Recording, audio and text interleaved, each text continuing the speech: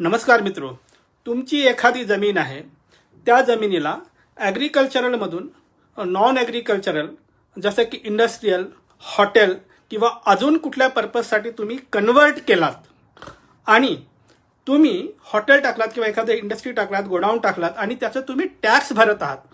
पण हे जे काही कन्व्हर्जेशन केलं तुम्ही, त्याचं तुमच्याकडे ऑर्डर आहे, पण याचा इफेक्ट 7/12 द्यायचं राहून गेलं आणि दरम्यान काळामध्ये भूसंपादनाची नोटिफिकेशन आलंय आणि भूसंपादन झालंय. आता तुम्हाला मोबदला देताना इथे वाद निर्माण होतो की तुमच्या 7/12 ॲग्रिकल्चरल आहे, तर संपादनाचा अधिकारी जो म्हणतो, भूसंपादन अधिकारी, की मी ॲग्रिकल्चर प्रमाणे मोबदला देतो, पण तुमच्याकडे येण्याची ऑर्डर आहे. मग या केसमध्ये तुम्ही ॲग्रीप्रमाणे मोबदला घेणार की नॉन ॲग्रिकल्चरल?